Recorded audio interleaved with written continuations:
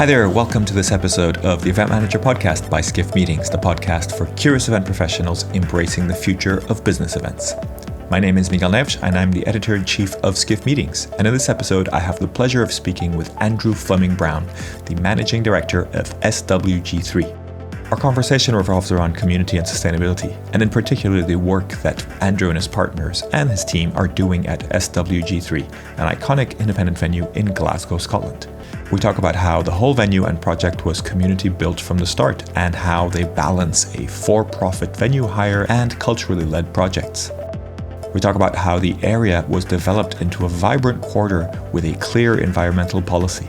We talk about SWG3's unique heating system called BODYHEAT, launched in 2021 at COP26, that captures heat from attendees and stores that heat and then uses it to heat the facilities at a later time.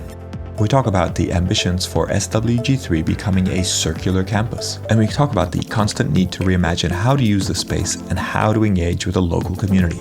I hope you enjoy listening to this conversation, and don't forget to check out the other episodes of the podcast on our website or via your favorite podcast service.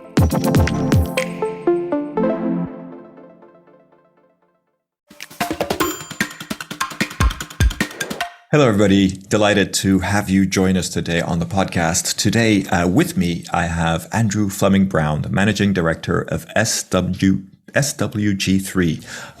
Andrew, delighted to have you on the podcast. Hi there. Yeah, it just rolls off the tongue, doesn't it? SWG3. I remember when we came up with that, short abbreviating Studio Warehouse and G3 being the postcode we're in. We got a lot of backlash, but it's kind of mellowed now. So it's good to hear you having a few. It's funny. I guess I'm used to sort of postcodes and things, and you have that SW3 kind of jumps. It's like, oh yeah, there's an extra letter in there, so jump in there. Yeah, I mean, people immediately think we're based in London, but when we're doing some kind of international conversations, but obviously, Glaswegian accents are fairly strong. Although mine's quite mild actually, so hopefully that doesn't give you too many difficulties. Easy to understand, which is great. I know. A lot of people call you Muttley, or that seems to be the kind of name that you go by in many circles or most circles. But why are we speaking to you today? I think we should answer that question first, and I'd love you to kind of introduce yourself and of course introduce SWG3 and do explain Muttley as well, because I think that's always fascinating. That comes up in every article I've been able to pull up on you. Well, Muttley goes back 30 years. It's a schoolboy nickname. And of all the nicknames that were getting chucked around at that point, I think I came off pretty lightly in comparison to others. So, asthmatic and used to laugh like the dog in the wacky races. So, it was kind of gifted. I wouldn't say kindly, but it stuck with friends. Well, you wear it with pride now, right? It's just become something part of you. It works. It's easy. That's been with me a long time. SWG3 has been with me a long time. We've been kind of working our way down here 18, 19 years, really. We took over a pretty much derelict building back in 2003, 2004, started to kind of develop it into artist studios initially. I'd been out I studied at Gray's in Aberdeen and was lucky enough to do a little bit of studying in New York, and found PS1 and did some invigilating out there. And that kind of idea of a multidiscipline art space was quite new to us in Scotland and in Glasgow. And I just took a lot of that learning, I think, into what has become this space. But it was a very different place back then. Our windows were polythene sheets that we'd staple gun to timber frames, and they were like that for many years. So it's I guess it's been a labour of love, but it's become a fairly established cultural venue in Glasgow and wider, as we've managed to take on more space around here. Took over the warehouse next door, which was a galvanizers in 2016, and that kind of opened up our programming even further to more established artists and gave us some outdoor space. But we were always, these are old warehouses that we occupy. They weren't designed for people or the kind of program that we operate. They were designed for storing goods and kind of heavy industry. And, I was very conscious of that. And, in 2019, we were really starting to assess the environmental performance of our buildings. We're a building-based arts organization, so a lot of our content and activity happens on site. We do some other work elsewhere, but we're very much about this place. And we just wanted to try and improve that environmental performance. And that's how we got into conversation with Town Rock Energy, and how we were very busy that year. So the idea that our audience could become a source of our energy very quickly became a trigger point of a conversation. Yeah. Let's backtrack. There's a lot of information there. I want to make sure our readers, our listeners are really kind of following it. I try to skim over the last 18 years quite quickly. There's a lot of stuff I want to forget, especially those first 10. I can imagine. I mean, it sounds like a labor of love. But so SWG3 started off as a derelict site. You were inspired by your studies and the work that you were doing in arts and culture, etc. And you took what was a warehouse and kind of surrounding area, and you made an arts venue, right? And when was this? Which year was this?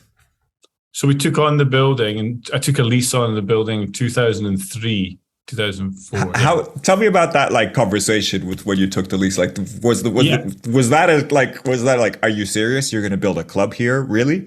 We weren't going to build a club. We had no plan, no business plan at all. I literally fell in love with the building. It was okay. So there was a ground floor businesses. So they were kind of a motorbike mechanic was down there. There was a powder coater, and there was a wedding car, a hire company. So there was these old Daimlers in the ground floor. So it was very kind of, it kind of added a lot to the character. On the floors above, there was some illegal parties, illegal raves running. And, at the time I attended and enjoyed. And then we ended up kind of putting on a couple of events ourselves up on the first floor. And, back then, you were the promoter, you were working the bar, and then the next day you come back and you clean up the mess. You do everything when you do these kind of events. So we came back the next day, and I took a wander up to the second floor, and it was just this kind of vast, daylit kind of space of opportunity and excitement that I just did not want to let go of. So I went and found out who owned the building, on the Wednesday, the day after we'd cleaned up, and I just said, I want to take a lease on of the top two floors. Obviously, there were businesses on the ground floor. So he was very quickly came to a figure that I just didn't know how I was going to manage. But I just used to we just used to pay him a nice amount of money that every month. And he never invested a penny in his building. He was just delighted that we were doing that for him. And 7 years later, we finally broke him down, and he sold me the whole building. Wow. So it was not massively through business planning or design. It was just a kind of real sense of, an opportunity with the space. Absolutely. And so you managed to get different types of funding. You funded it yourself. How did that all work? Because I've done a bit of research, but it seems like there was a very convoluted kind of route through all of that. Yeah, again, not through design. So, I mean, a lot of our improvements were made through putting on parties. So we wanted to create studio spaces and an exhibition and event space, which was different to what the city had to offer at the time. But obviously, just not having a long lease, not having a kind of security in the building, it's very difficult to attract any investment. So we used to just chip away at it and do it ourselves. So if we needed new electricity mains put in, we'd do an electricity party. And, the funds would then go towards that. And if we needed to clear out a load of mess, we did skip parties. We did quite a lot of skip parties. I think we filled about 25, 40-yard skips over those first few years. Yeah. These were sort of like half community engagement parties, half kind of fundraisers. Community engagement is definitely a kind of, putting a twist to that, but it certainly engaged the kind of cultural community, and we were hugely supported by that artistic community in Glasgow, and that went a long way, and that was through people helping out, coming down and just helping build walls and clear mess, and just there was a lot of fun, and we were Yeah, we didn't know what the long-term real plan was, but from day one there was a kind of integrity to do something of quality, and there was also a mechanism to fund and do that, and it was very much self-sufficient. We weren't going for funding at that point. We just wanted to get in there and create something ourselves, and I think we've taken that approach right the way through. Our up until recently, all our development work and capital projects have been self-funded, whether that's through revenue or through loans, bank loans. But we've recently had significant public investment. But that wasn't the case for the first, 15 or so years.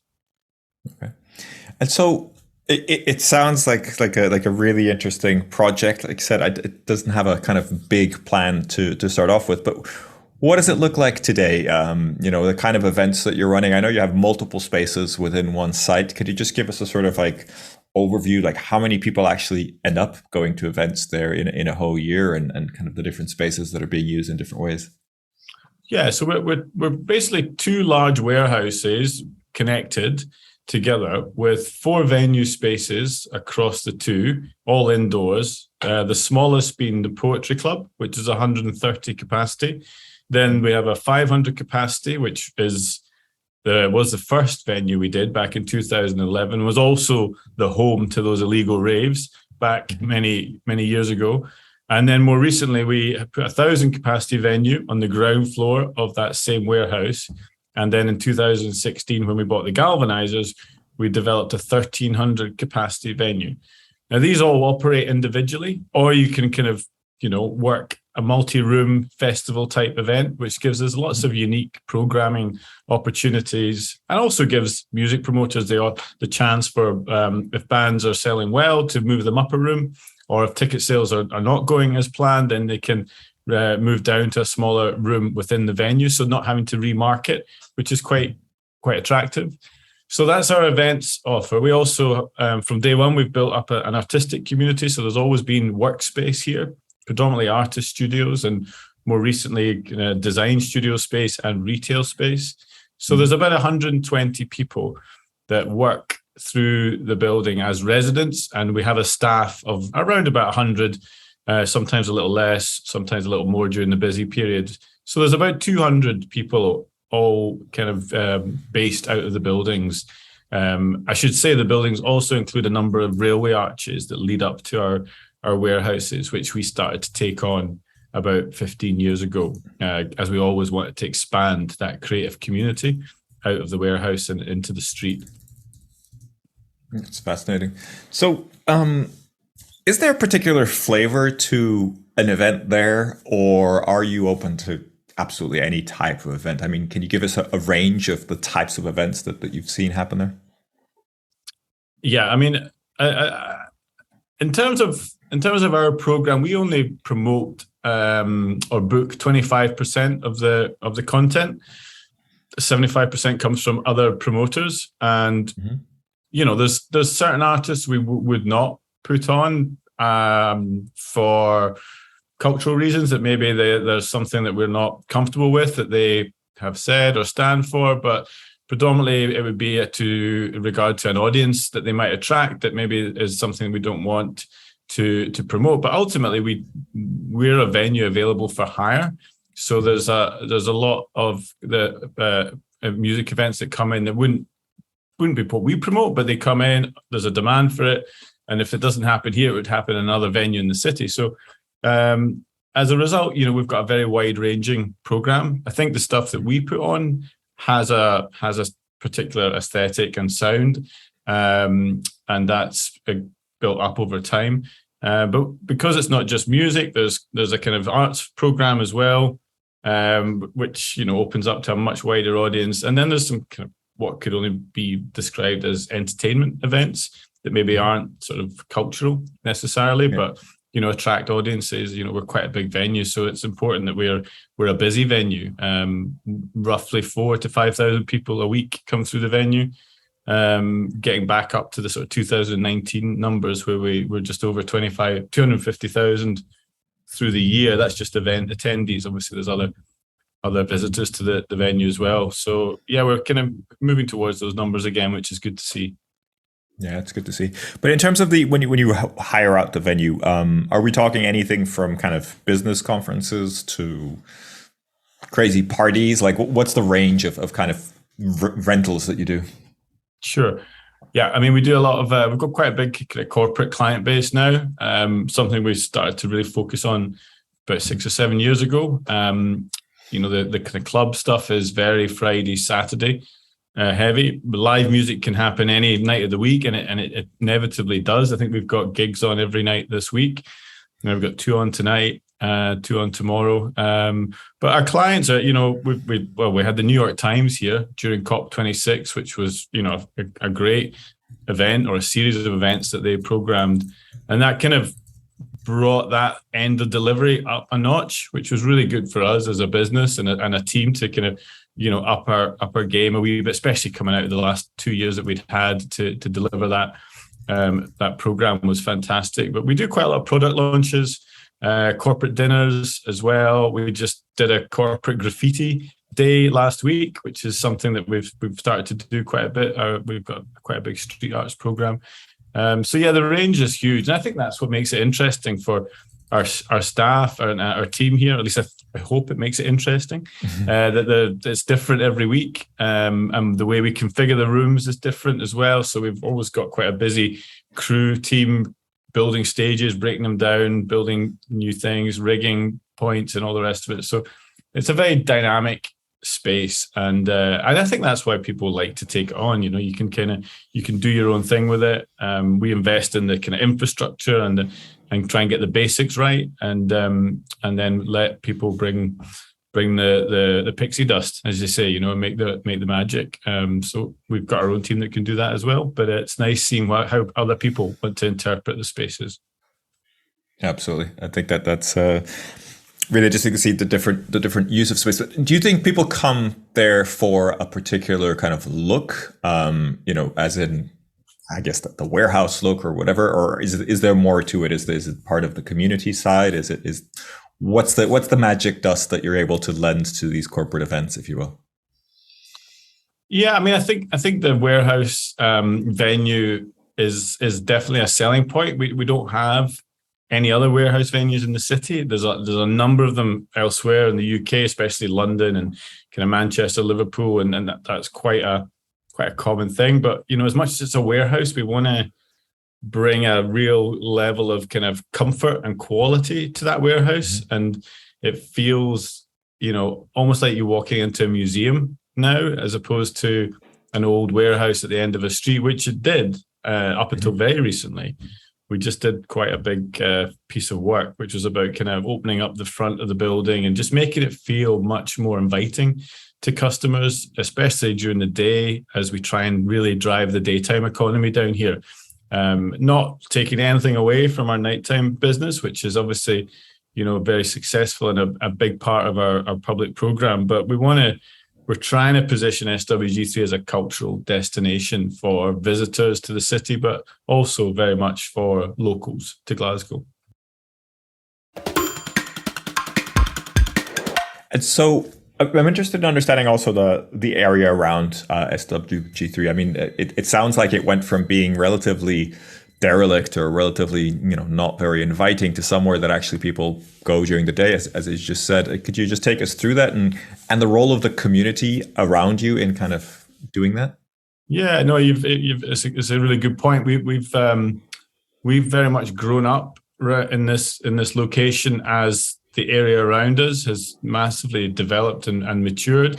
When I first was down here, there was one place you could get a sandwich at lunch. There was no real restaurants that you would go to. I bet it wasn't a great sandwich either. No, listen, it was a good sandwich. I'm not going to have that. It was a great sandwich. It was Montgomery's, and they did amazing paninis. Okay. And I missed those paninis. I take it back. That sounds pretty good. It was brilliant, and so stepping back a wee bit, we are Clydeside. We're pretty much right on the river, and I don't know if it was the 60s or 70s when we filled in the river and the SEC campus, which is our main events campus in Glasgow, also Scotland, really.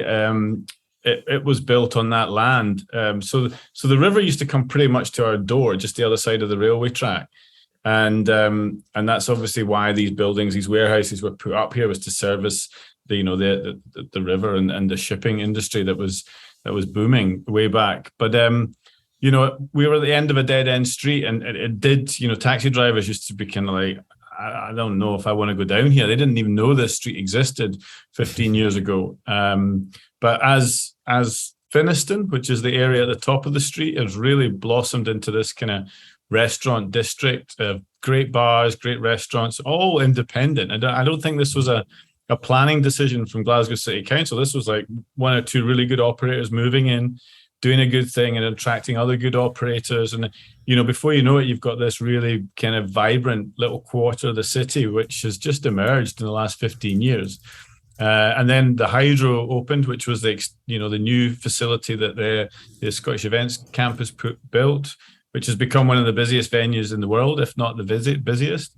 So you layer that on top, and you've suddenly got this kind of really, really busy sort of space at the top of the street, which feeds in and feeds off each other with the restaurants. And we've very much added to that and benefited from all that development. So it's become a really interesting area. And now that the city is really focusing on the development, the kind of redevelopment along the Clyde, the corridor, then, we can play a really significant role in that connection piece between the West End, which is, ultimately a very affluent area, and the river, and then over to Govan, where there's a new footbridge going in at the end of next year. And this is, we sit right in the heart of that. So we're very, very conscious of what's going on around us. I was going to ask you if you took some credit for the redevelopment of the area, but it sounds like there's a lot of other things happening. But you take some credit. There's a lot of things going on. I mean, we've very much focused on our little patch down here, and we've definitely regenerated this little pocket. But I don't think we can claim credit for everything else that's going on around us. But I think we add something to it anyway. That's great. So, I wanted to touch on sustainability. I know this is a really important thing for you. I've read through a lot of what's on your website, and it does sound like you're doing a great job. Obviously, there's way more to do. Anytime you bring people together, there's always waste. But take us a little bit through that journey of sustainability and what you've done so far, and what you're hoping to do in the future, or what you're planning to do. I quite often when asked about sustainability, I quite often reference what used to be your environmental policy. And, we started to apply for funding maybe about 2012, 2013, once we'd secured the building. And there was always that little bit at the back, what's your environmental policy? And you could usually put it onto one side of A4, and it was probably lifted from another venue's policy or an arts organization. And it was really a box ticking exercise, but now it's very much front and center of all the decision-making processes, certainly here and across all businesses now. It's so important, especially those businesses that plan to be here for this sort of medium to long term. Like I say, we've always looked at SWG3 as a long-term project. It was never a kind of quick fix in and out. Well, 7 years just kind of knocking around, doing up someone else's building. We wanted to get some return for that, and once we'd kind of secured the full site that we're on now, we wanted to try and improve how we operate and how we perform. And I guess 2019 was the year we really started to look at that. Not that we were completely oblivious to it with our heads in the sand, but it didn't really kind of come through as as something that we were able to kind of take forward until around about 2019. We just commissioned an architect, Fleming-Brown, to look at our site and just think about a master plan for our site, because we were probably using less than 50% of the usable space. And we had a huge demand for workspaces, and we had just acquired some vacant and derelict land, which we felt could become a community garden. So they redesigned this master plan, and we're kind of working our way through that. But that was end of 2018 into 2019. We started having conversations about our operation, how we can improve that. And that's when, we had the chat, David came in, as I said, and we started to look at this renewable heating and cooling system at BODYHEAT, which has become our kind of headline piece, but it's not the only thing we're doing. I always think of SWG3 as we have a cultural program and we have a capital program, and one enables the other, but they're both there to sort of ensure the long-term viability of cultural and creative practice on this site. And our capital program has to be delivered with sustainability right at the heart of it, and our cultural program even more so, as that's our public-facing program. So we've just been kind of going through a number of really painstaking data finding kind of work over the last few years, which has been tricky because the last few years haven't been typical. So your data is not exactly what you would have expected it to be had you done this 2017, 18 and 19. But we are where we are. We've got a really good understanding of what our performance is, and we've devised a route map to get to a net zero position, which is going to take a hell of a lot. And not just the BODYHEAT system turning on, that has the potential to kind of halve our carbon footprint as an operation, but there's another 60 to 80 tons that we need to deal with on that front. And it's as much as we can design a system, it's a massive cultural shift for us in terms of our staff, our residents, but our audience as well, and they need to come on that journey with us. And all venues are feeling it and thinking about it. It's just how you can implement it given the climate we're in, which is challenging as it is, and any change of operations of that sort of size will cost. Absolutely. So want you to kind of explain BODYHEAT in a little bit of detail, and also wanted to cover a little bit of the kind of scope 1 and 2, which I think you sort of addressed, but now you're kind of like looking at the scope 3 areas. And I think BODYHEAT is kind of part of that, but can you just explain how it works and what is it and how it works first? Okay. So BODYHEAT at SWG3 is a low carbon heating and cooling system, which is supplemented with a ground source heat supply from boreholes. How we do it is we capture the heat that's generated in our venue spaces from the audience. That heat rises and is captured in quite conventional AC cassettes, where it is sucked in and piped back to a plant room at the back of the venue. It's then converted in that plant room into liquid, where it kind of moves along more pipes and into the boreholes, which are underneath the community garden. And then that heat is stored in these boreholes, and then we can pull that out as heating or cooling at any point. And what we have at SWG3 is we have busy venue spaces, which is great for generating the heat, but we also have other spaces, workspaces that require ambient heat. And our cooling demands are far greater than our heating demands across the whole complex, because we're trying to cool down the venue as the body heat rises. So we have an excess heat load, which is then used to heat the ambient spaces across the site, from lobbies to studio spaces and beyond. We're about to pipe it into a new building that will be fully heated by the excess body heat that's produced at the weekends. So let me see if from a very layman's kind of mind in audio, if you will, to kind of see if I understand this. So you have a venue, let's say it's a concert going on, you have a lot of body heat being generated, and instead of kind of opening up the windows and just letting that go off to the atmosphere, you capture that and you're able to kind of transfer that into liquid and then put it into the borehole, so that then you can distribute that to other parts of the venue and use as heating where it's needed. And rather than, cooling down that one space where it's captured, or multiple spaces where it's captured in exchange. Is that sort of what I'm understanding? Yeah, exactly. So you said it much simpler than I did. But that's it. It's, we've all been in a venue, in a club where the sweat is literally running down the walls. It's that hot. And, prior to that heat would just disappear through our roof and into the atmosphere. And it's a big, especially the galvanizers, it's a very voluminous space, and there's a lot of energy that's just getting wasted. Yeah. And now that we're doing it and it's working, it all makes sense. And we go, what were we doing all this time? It's mad that there's quite often there's a solution right in front of you. I know it sounds very circular economy, right? You have this, you're producing this heat, you're producing this kind of, which would normally be considered waste, but actually if you reframe it, it's not waste anymore, right? It's a valuable asset that you can use in other places. Yeah, no, absolutely. And circular economy, that's a phrase that's been kind of getting used a lot recently, and something that's moved into our language, I guess, in the last couple of years.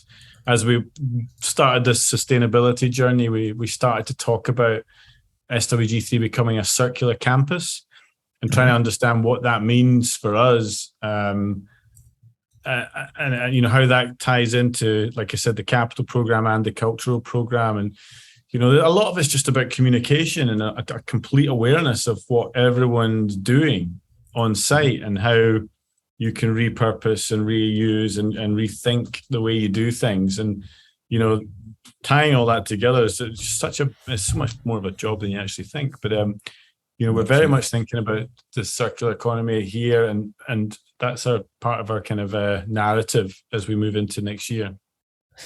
So wanted to kind of pick a little bit more at the scope 3. I mean, this sounds like a scope 3 initiative, but are there other things that you're thinking about in terms of, going beyond the recycling or the kind of relatively simple opportunities? Yeah, I mean, I guess our biggest challenges are audiences, how our audiences come to the venue and how, we can improve that footprint of the carbon footprint of the audiences. So we've done a sustainable transport strategy for the venue, and that again, that's a huge cultural shift for the venue, and it's going to take time, and it's going to need other factors out with our control. We need better public transport connectivity in the city, and but we know that is happening. There's work in the pipeline in Glasgow to improve that, which is massively needed. So that also the way our staff and our residents arrive. So there's a lot of work to be done there. Our suppliers, we're starting to have conversations with our suppliers about how goods arrive here, how goods are produced, and what that looks like, and how we can improve that area of the business. I mean, you have to literally look at absolutely every aspect of the business, and something like this is very complex. We're not a venue. We're not a typical venue that just does events, because we are a workspace for many people. We are a retail space. We have kind of F&B offers on site beyond the bars for the events. So there's a number of different aspects, which gives it its challenges, but also means that there's also solutions in amongst those challenges for But it's down to that communications piece, and it's just going to take a long time. But yeah, we need to be aware of the scope 3, the big elephant, scope 3, that you can really focus on 1 and 2, and you can see a route out of that. But there's just the big beast that needs tackled as well, or certainly needs to be acknowledged. Yeah, I think it's very refreshing that even if you don't have all the answers on the website, you talk about that. I think a lot of the events and kind of business travel world that I'm in like to talk a lot about sustainability, but then as soon as you kind of mention scope 3, it becomes this kind of like, oh, we're not there yet, or we need some big technological revolution to get there. But I think, as you say, it's part of being a bigger picture and kind of, knowing what else is happening around you. Yeah, and I think that's all fair enough. It's not going to be easy to get there, but you certainly can start chipping away at it. And being at the table for these bigger conversations is just been great. We've started to be brought into conversations with the city and other big kind of public bodies that can make those influence. So we just feel that's a big step forward for us. Yeah, absolutely. Another thing that I read quite a bit about is your take. You have a number of policies for the venue, and I think when it comes to things like accessibility, having people with accessibility challenges participate in events and come to your venue, etc. But also inclusivity. You have a great dress code. I love it. Dress however the heck you want is essentially what I read. I don't know if it was those exact words, but it does sound like you you keep it simple, but you're also very conscious of being inclusive of everybody. Could you talk a little bit about kind of your approach to the kind of inclusivity, I guess? I mean, I guess it's common sense, really, isn't it? You want people to feel at ease. You want people to be comfortable. You want people to enjoy the venue right across the board. It is common sense, but I know many venues don't do that in practice, right? And I believe that you have a reputation for actually, taking this quite seriously all the way through. Well, that's good to hear. It's not something. I mean, we very much do, but I'd like I say, it's good to hear. But I think we're also very conscious of everyone's welfare on site. And that kind of people feeling comfortable. And there's been a lot of negative publicity, I would say, in terms of the kind of nighttime economy over the last couple of years, with like a number of different kind of allegations against it. But we very much take a strong stance in terms of people feeling at ease and comfortable in the venue, no matter what their positions are on any fact. But we've got a great poster campaign, which is actually targeted. We have a sort of there's both many versions of it, but ultimately, I think the poster campaign in the gents' toilet basically just has the big headline, "Don't be a dick," and it's kind of targeting at that harassment of, in particular, male harassment of females. But there's a reversal poster or similar tones in female toilets and in gender neutral toilets when we are operating events that require that. So we've got a very kind of open book policy to the venue, and we very much want it to be accessible and loved by all. All right, I think many people will appreciate that. So I want to start wrapping up, but I wanted to get your view on just events in general. In terms of how you see things developing, if you see kind of, I don't know if you will, the event of the future, what an event of the future looks like, and how is that different from something that happens today? And it could be any type of event, but where do you see kind of events as a kind of thing evolving?